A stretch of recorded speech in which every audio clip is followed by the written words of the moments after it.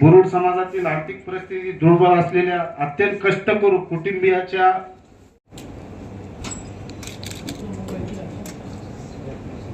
मध्येच वर्गीकरण करावं आणि सर्व जातीला समान लाभ मिळावा अशा पद्धतीची मागणी मातंग समाज अनेक वर्षापासून मागणी केली त्यांनी ठेवलेले म्हणजे 5 वाजताचा आणि त्याच्यामध्ये सर्वच ठिकाणी जावं. युवक माता भगिनींनी ना की आपण काहीतरी समाजाच्या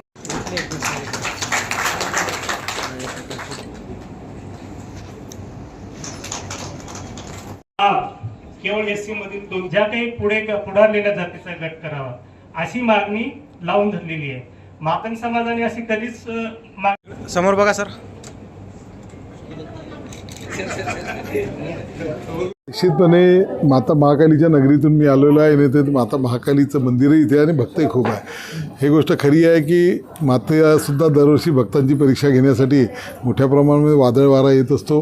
याही वर्षी खूप अडचणी झाल्या आणि त्याकरता म्हणूनच आम्ही 278 कोटी रुपयाचा एक प्लॅन त्या ठिकाणी केलेला आहे. माता महाकाली मंदिराजवळ कोणत्याही प्रकारची जागा स्वतःची नाही आणि ते आर्कॉलॉजिकल डिपार्टमेंटकडे येत असल्यामुळे आपल्या मंदिराच्या 100 मीटर परिसरामध्ये आम्हाला कोणत्याही प्रकारची सुविधा करता येत नाही.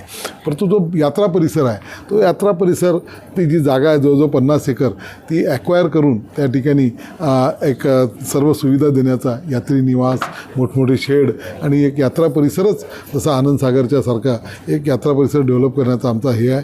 आणि तुम्ही एक बघितलं असेल की काही वर्षापासून पूर्ण व्यवस्था झाली म्हणणार नाही परंतु बरीच आम्ही तो परिसर साफ करून काही व्यवस्था त्या ठिकाणी करू लागलो आहे. त्याचा विकास येणाऱ्या काळामध्ये निश्चितपणे देवेंद्रजी फडणवीससुद्धा माननीय मुख्यमंत्री महोदय हे ते देवीचे भक्त आहेत ते चंद्रपूर जिल्ह्याचे आहे ते करू.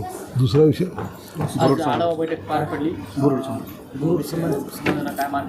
निश्चितपणे बुरुड समाज हा आमचा वंचित समाज आहे, सेवेकरी समाज आहे. बांबूपासून सुपटोपल्या बनविणे, शेतकऱ्यांच्या उपयोगी वस्तू बनवणे यामध्ये राहिला आहे.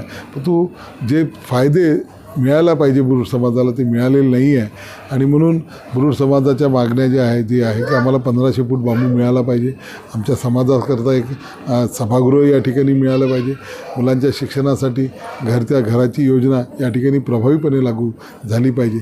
एकंदरच महाराष्ट्रामध्ये बुरुड समाज आणि 59 जाती ज्या आमच्या या SC प्रवर्गामध्ये आहे त्या सर्वांना जे शासनाने घोषित केलेले जे निर्णय आहे जे फायदे आहे त्याची अंमलबजावणी झाली पाहिजे यासाठी मी प्रयत्न करेन. नांदेडच्या बांधवांना काही आश्वासन दिलेले आहे काही जागेविषयी? बघा आता तुम्ही वड्याचं तेल वांग्यावर करा. मी काही जागेचे आश्वासन मी कधी देत नाही. याच्यात मी मार्ग सांगितलेला आहे. मार्ग मी सांगितला तो यांना की या ठिकाणी एखादं मोठी जागा घ्यायची त्याच्यामध्ये लेआउट टाकायचं. त्या लेआउटमधलं जे ओपन स्पेस आहे ते समाजाला मिळेल आणि त्याच्यामध्ये शासनाचे जे लोकप्रतिनिधी आहे वेगवेगळा निधी आहे त्याच्यातून समाजाचं एक मोठं सभागृह बांधायचं आहे. शासनाचं धोरण कोणतीही सरकारी जागा मिळवण्याचं देण्याचं आताचं राहिलेलं नाही कारण की शासनाजवळ स्वतःच्याच इमारतीकरता उपयोगाकरता जागा राहिलेल्या नाही आहे. म्हणून मी हा प्रयोग चंद्रपूरमध्ये केला, नागपूरमध्ये केला आणि इतरही समाजांना सांगितला आणि तो यशस्वी झाला. त्याच्यातून समाजाच्या काही लोकांना ज्यांची आर्थिक स्थिती चांगली आहे त्यांना एक प्लॉट त्या ठिकाणी त्यांच्या घराचा हक्काच्या घरासाठी प्लॉट तयार होतो आणि समाजाला त्या ठिकाणी जागा मिळते आणि त्याच्यातून मग लोकप्रतिनिधींच्या निधीच्या माध्यमातून शासनाच्या निधीच्या माध्यमातून एक सभागृह त्या ठिकाणी होऊ शकते. हा एक मार्ग मी या ठिकाणी सांगितला. आणखी अनुषंगिक गोष्टी जसं रमाई योजना असेल तर ती SC प्रवर्गातील लोकांसाठी आहे त्याचा लाभ घेण्याच्यासाठी आहे. महिलांच्या त्या रोजगाराच्या विषयी आरोग्याविषयी आहे आणि बांबू 1500 बांबू मिळाले पाहिजे.